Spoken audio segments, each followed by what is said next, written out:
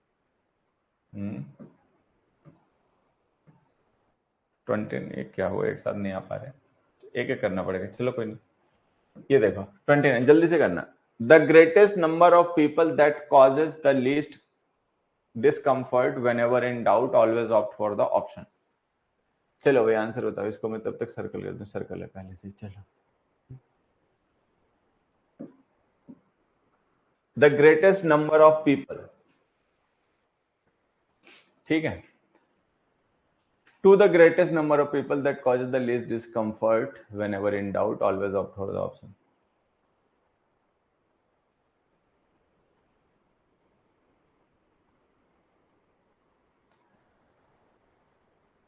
S, ये imperative sentence है, ध्यान से देखना। S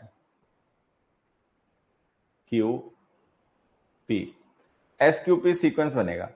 always opt for the option, हमेशा उस ऑप्शन को चुने। कौन से ऑप्शन को? That causes the least discomfort, जिससे सबसे कम परेशानी हो। किसको? To the greatest number of people को, अधिकतर लोगों को, मतलब जिससे सबसे कम परेशानी सबसे अधिक लोगों को हो, ठीक है। ऐसे ऑप्शन को हमेशा ऑप्ट कीजिए। तो एसक्यूपी सीक्वेंस बनेगा। एसक्यूपी सीक्वेंस एक ही में दे रखा है, एसक्यूपी, बस यही आंसर है। तो ये वेनेवर वाला पार्ट है ना, उससे पहले आ जाएगा। वेनेवर इन डाउट, जब भी आप संशय में हो कि क्या करें, कौन से वाला ऑप्शन लें, ये वाला ऑप्शन या वो वाला ऑप्शन, तो हमेशा ध्यान रखेंगे कि उस ऑप्शन को ऑप्ट करें जिस ऑप्शन से सबसे कम समस्या सबसे अधिक लोगों को, ठीक है। तो वो ऑप्शन आप पिक करें। तो आंसर इसका सही बनेगा आर एस क्यू पी, ये सही सीक्वेंस है। समझ में आ गया होगा ना। सी, नेक्स्ट पे आ जाते हैं। 30 लास्ट क्वेश्चन है पीक्यूआरएस का। इसको आप लोग अपने ईमानदारी से अपने आप एक बार ट्राई कीजिए। मैं आंसर बताऊंगा, बाकी ट्राई अपने आप कीजिए। चलिए सभी लोग, ये जो हमारा क्वेश्चन है, brought by bad times against the despondency are greatest defence faith and belief are.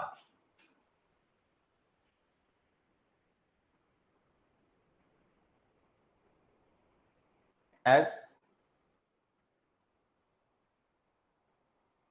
S R, faith and belief are our greatest defence, ठीक है।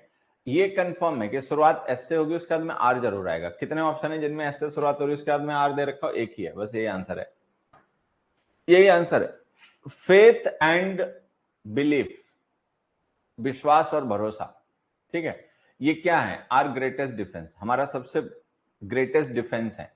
डिफेंस किसके अगेंस्ट? अगेंस्ट द डिस्पेंडेंसी, ठीक है, निरंकुशता के खिलाफ। ब्रॉट बाय बैड टाइम्स, जो कभी कभी बुरा समय होता है तो डिस्पेंडेंसी को हमें सामना करना पड़ता है, तो उस समय जो फेथ और बिलीफ है वही हमारे ग्रेटेस्ट डिफेंस है, ठीक। तो इसमें जो आंसर है ना बी, वो हमारा सही आंसर है। आगे बढ़ते हैं जो, अब क्या है, ये एंटोनिम्स है भाई। ध्यान देंगे सभी लोग कि एंटोनिम्स अब हमें करने, ये ध्यान रखना।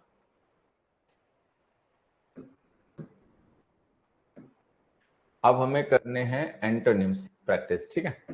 चलिए 1 मिनट, तो हमें इतने दिख जा रहे हैं। चलो 31, 32, 33, इनके पहले आंसर करने, फिर इधर वाले बाद में करेंगे, पहले उधर वाले। अब इसमें हमने लिखा है he is essentially A crude person. अब क्रूड वर्ड का हमें एंटोनिम बताना है, ध्यान देना, एंटोनिम, ठीक है। अब अगर हमें सिनोनिम बताना होता, सिनोनिम अगर हमें बताना होता, तब तो सिनोनिम में कोर्स है, लेकिन हमें बताना है एंटोनिम, तो एंटोनिम इसका रिफाइंड होता है। तो जो बच्चे कोर्स बता रहे हैं ना, वो बदतमीजी दे रहे हैं, उन्होंने ध्यान से देखा नहीं कि हमें एंटोनिम्स बताने थे, वो सिनोनिम बता रहे हैं, ठीक है। तो इसका आंसर है रिफाइंड। रिफाइंड का मतलब जिसमें जो पोल्यूशन है या जो मतलब कमियां हैं वो दूर कर दी गई, जैसे रिफाइंड शुगर होती है। तो रिफाइंड शुगर में क्या होता है कि बाकी जो एक्स्ट्रा चीजें हैं शुगर के अलावा वो सब उसमें से निकाल दी गई, ठीक है। जैसे आपने देखा था कि वो होता है क्या नाम, रिफाइनरी होती है, ठीक है। जैसे आपने देखा होगा कि रिफाइनरी होती है, रिफाइनरी में क्या होता है, जो क्रूड ऑयल होता है उसको रिफाइन किया जाता है, ठीक है। सभी समझते होंगे क्रूड ऑयल क्या होता है। तो जो क्रूड ऑयल होता है, सभी बच्चे ध्यान देंगे, यहाँ कहाँ लिख दो, यहाँ लिख दो। जैसे क्रूड ऑयल होता है, क्रूड ऑयल को कहां ले जाया जाता है? रिफाइनरीज में। रिफाइनरीज में उसको रिफाइन किया जाता है, ठीक है। 1 मिनट, क्रूड ऑयल जो होता है उसको रिफाइनरीज में ले जाया जाता है, फिर वो रिफाइन किया जाता है वहां पे। ठीक है, अब फिर वो उसके बाद में पेट्रोल है, डीजल है, ये सब बन जाता है।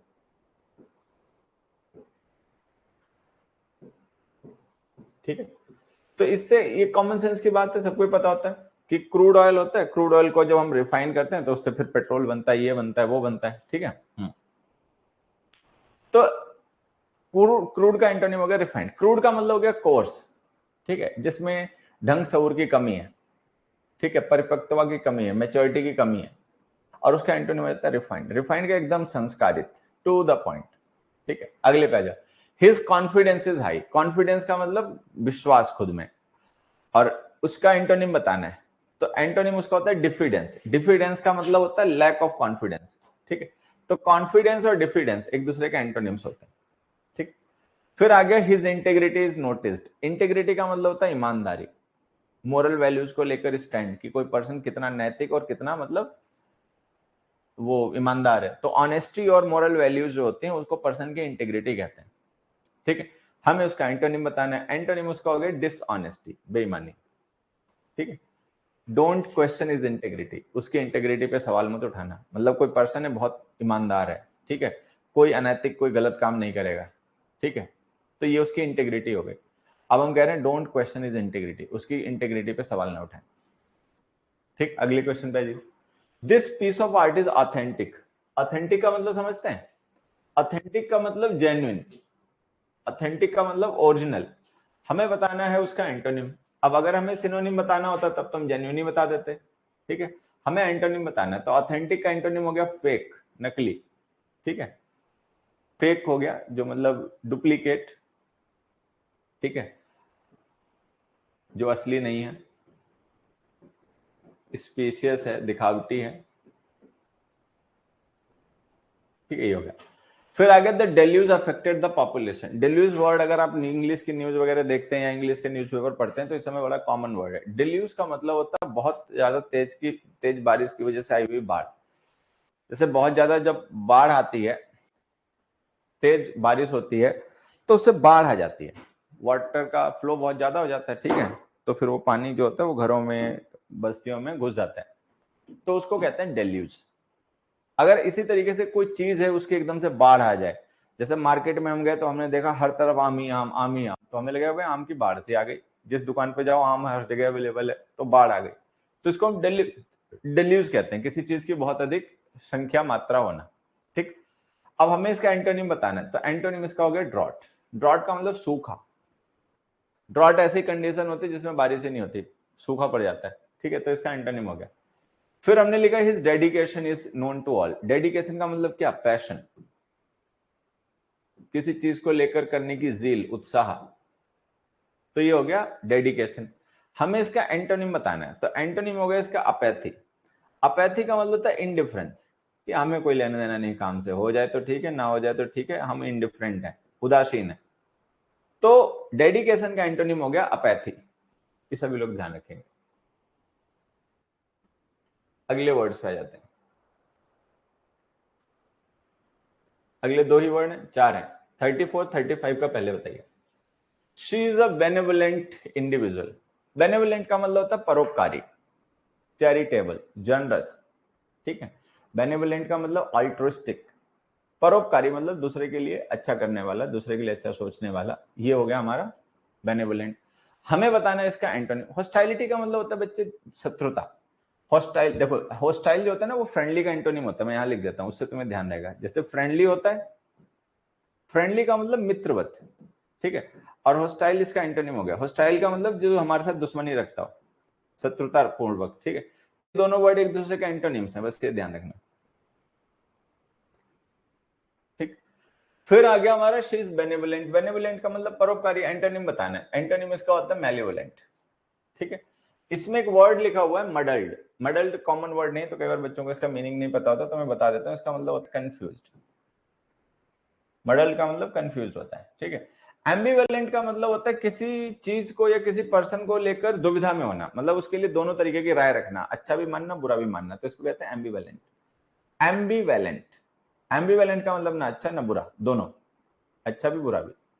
ठीक है, उसके बाद आ गया हिज सर्टोरियल मैनर इज जज्ड। सर्टोरियल, सर्टोरियल का मतलब स्टाइलिश होता है, कपड़े पहनने से लेके, जैसे बहुत लोग होते हैं बहुत देखो स्टाइल में कपड़े पहनते हैं, उनके कपड़े भी स्टाइलिश होते हैं और कपड़ों को पहनने का उनका अलग ही स्टाइल होता है।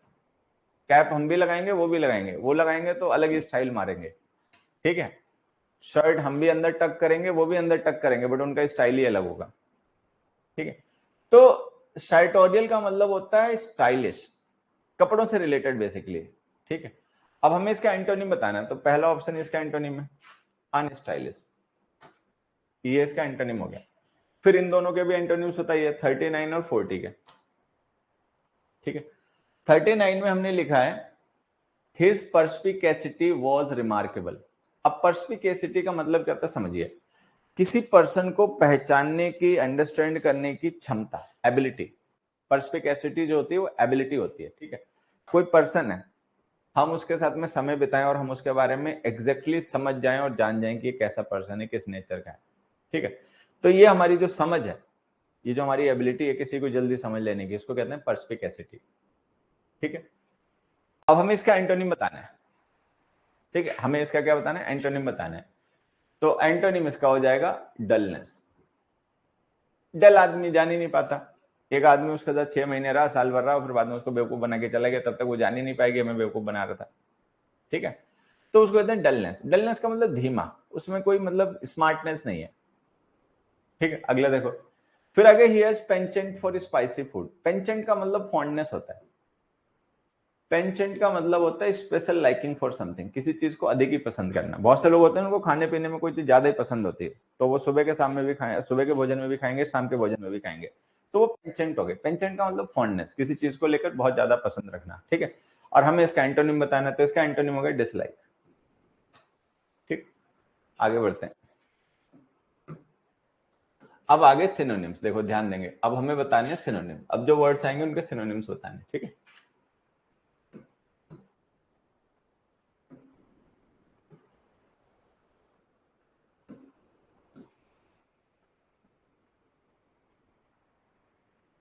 ठीक है, हाँ अब सही है।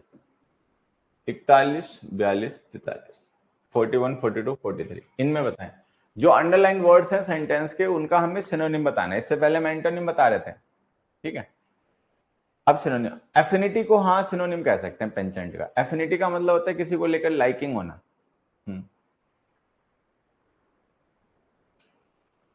आफ्टर अ गुड मील, एक अच्छे भोजन के बाद में, it is important to pay a compliment to this chef. ये बड़ा आवश्यक है कि जो शेफ है, शेफ का मतलब कुक किया जिसने भोजन, उसको हम कॉम्प्लीमेंट करें। कॉम्प्लीमेंट का मतलब, कॉम्प्लीमेंट का मतलब प्रशंसा, प्रेज, बड़ाई। क्लियर आंसर, एक ने टिप लिख दिया, अरे बेवकूफ। कॉम्प्लीमेंट का मतलब बड़ाई, शाबाशी। नहीं कहते किसी से थैंक्स फॉर कॉम्प्लीमेंट्स, तो कॉम्प्लीमेंट्स का मतलब प्रेज, प्रशंसा। मान लीजिए किसी रेस्टोरेंट वगैरह में आप खाने गए, तो एक अलग बात है, कई बार शेफ आपको मिलते ही नहीं है बाहर, ठीक है, तो आप रिसेप्शन पे बड़ाई करके आ सकते हैं कि भाई बहुत अच्छा स्वादिष्ट खाना था, ठीक है। या जो वेटर आपको सर्व कर रहा है, आप उस वेटर को कॉम्प्लीमेंट कर सकते हो। अब शेफ से तो नहीं मिल पाओगे, क्योंकि रेस्टोरेंट का किचन कहाँ होगा, आप कहाँ होगे, किचन में वो आपको अलाउ भी नहीं करेंगे, ठीक है। लेकिन अगर मान लीजिए आपको अच्छा खाना मिला, सर्विस अच्छी लगी, ठीक है, तो वहां पे जो वेटर है जो आपको सर्व कर रहा था, या जो रिसेप्शन है, काउंटर है, वहां पे जो मैनेजर वगैरह जो भी पर्सन रिस्पॉन्सिबल, आप उसको बोल कर आइए, भाई बहुत अच्छा खाना था, मजा आ गया, सबने खूब एंजॉय किया, thanks for serving us this delicious food. या आप किसी के मेहमान बन के गए, आप मेहमान हो, आपके यहाँ मेजबान जो है, मेजबान ने आपके लिए बड़ा अच्छा खाना बनाया, बड़ा स्वादिष्ट खाना था, अच्छा खाना था, तो वहां पे कॉम्प्लीमेंट कर दीजिए। अगला देखिए, हिज वर्क इज लाउडेबल। लाउडेबल का मतलब होता है प्रेज वर्दी, प्रशंसनीय, वर्दी ऑफ प्रेज। तो ये जो इसका सिनोनिम है ना, वो प्रेज वर्दी हो गया। लाउडेबल का मतलब, लाउड करना मतलब प्रशंसा करना किसी चीज के बारे में, लाउडेबल का मतलब which is worthy of laud. अगला देखो, Raj is a competent carpenter. Competent का मतलब एबल, सक्षम, ठीक है। कैपेबल, एक्सेप्शनल, इनएडेप्ट, क्लमजी, तो आंसर जाएगा कैपेबल। कैपेबल कारपेंटर मतलब क्षमता है उसमें काम करने की, ठीक है। इसमें इनअडेप्ट जो है ना, ये होता है अनस्किल्ड। अडेप्ट का मतलब होता है स्किल्ड, इनअडेप्ट का मतलब होता है अनस्किल्ड, वो एक तरीके से उसका एंटोनिम हो जाएगा। क्लमजी का मतलब ऑकवर्ड होता है, क्लमजी का मतलब होता है ऑकवर्ड, जिसको कोई काम वाम करने का ढंग नहीं हो, जो बेढंग हो। ऑकवर्ड का मतलब बेढंग, ठीक। फिर आगे he is always jovial, jovial का मतलब चीयरफुल, प्रसन्न, खुश, मस्त, तो इसका आंसर है चीयरफुल। कैरलेस का मतलब आप जानते हैं क्रूड, गैरुलस का मतलब होता है बातूनी, ठीक है। क्रेडुलस का मतलब जो किसी बात को जल्दी से बिलीव कर ले, ठीक, कान का कच्चा पर्सन। मोहर रिमेस मोरोस दीज डेज, मोरोस का मतलब होता है जो पर्सन हमेशा मुंह लटकाया रहे, ठीक है, चिड़चिड़ा सा रहे, ठीक है, सन की टाइप का हो, तो उसको मोरोस कहते हैं। इंट्रोस्पेक्टिव, जर्नस, चिरपी, सलन, सलन, सलन का मतलब जो मुंह लटकाया रहे, हर एक चीज पर नाराज रहे, जो बड़ा मतलब खराब तरीके से बिहेव करे, ठीक है। अगर मीनिंग याद ना हो तो अंडरस्टैंड कैसे करें, टेक्निक काम नहीं करते बच्चे। अगर आपको मीनिंग याद नहीं है तो फिर गड़बड़ हो जाएगी। He was a reluctant learner, reluctant का मतलब इनडिफरेंट, जिसमें किसी काम को करने का कोई जोश नहीं है, मन नहीं है, ठीक है। रिलेक्टेंट का मतलब अनइंटरेस्टेड, अनइंटरेस्टेड। एक इंग्लिश में वर्ड होता है LOATH, लॉथ, ठीक है। तो रिलेक्टेंट का सिनोनिम देखेंगे ना तो इसमें जाएगा अनविलिंग, और ईगर उसका एंटोनिम है, एंथुसियास्टिक एंटोनिम है। तो रिलेक्टेंट का मतलब हो गया अनिच्छुक, अनविलिंग, जिसमें किसी काम को करने की कोई इच्छा या कोई उसका मन नहीं है। अगले क्वेश्चन आगे भाई। 44, 45, he is diligent in submitting assignments and he appears to be reticent। Reticent होता है कम बोलने वाला पर्सन। रेटिसेंट कौन पर्सन होता है? जो कम बोलता है, ज्यादा नहीं बोलता है, ठीक है। तो रेटिसेंट का अगर हम सिनोनिम देखें तो इसमें हो गया silent. He appears to be reticent का मतलब he appears to be silent, ठीक। उसके बाद आएंगे he is diligent in submitting assignments. Diligent का मतलब होता है मेहनती एंड मतलब हार्ड वर्किंग एंड केयरफुल, मतलब जो अपने काम को बड़ी केयर के साथ में, बारीकी के साथ में करे और मेहनत से करे, तो वो हो गया डिलीजेंट। सिनोनिम बताना है। डिली डायलिंग का मतलब टाल मटोल करने वाला। प्रोक्रेस्टिनेटिंग का मतलब होता है टाल मटोल करने वाला, प्रोक्रेस्टिनेट करना, जैसे इंग्लिश में वर्ब होती है प्रोक्रेस्टिनेट। तो प्रोक्रेस्टिनेट का मतलब होता है काम को टाल देना, आज का काम कल पे टालना, ठीक है। इंटेलिजेंट, कंसेंशियस, तो इसका आंसर है कंसेंशियस।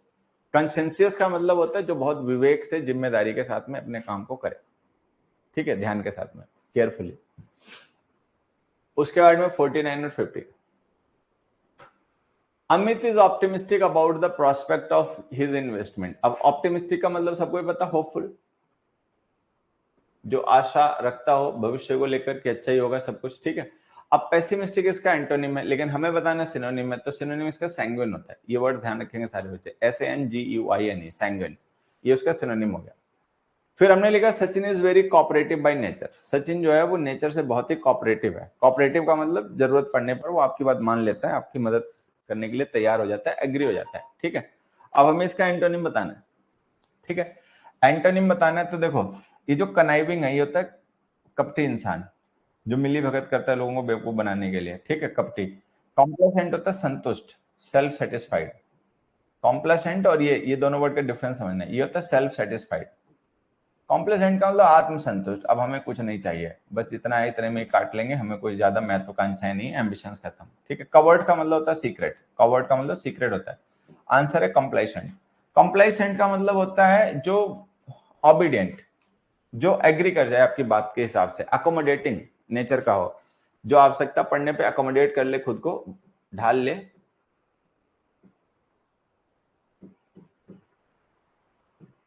ठीक। तो कोऑपरेटिव का मतलब जो कोऑपरेट कर ले, जिद ना करे, अपनी बात पे ना अड़े, ठीक है, जरूरत पड़ने पे कोऑपरेट कर ले, थोड़ा सा कॉम्प्रोमाइज कर ले, तो इसका सिनोनिम हो गया कंप्लाइसेंट, ठीक। ये जो COMPLAISENT और COMPLACENT जो कंप्लाइसेंट वर्ड्स दे रखे हैं, इनका डिफरेंस समझ लेना। ये वर्ड्स अक्सर क्लोज टेस्ट वगैरह में फिल करने के लिए आ जाते हैं, बच्चों को पता नहीं चल पाता इसका मीनिंग वो है, उसका मीनिंग ये है, और गड़बड़ कर देते हैं, ठीक है, तो ये ध्यान रखना। चलो, तो आज की क्लास बस इतनी ही, ठीक है, बाकी सब कभी अगली क्लास में। चलिए।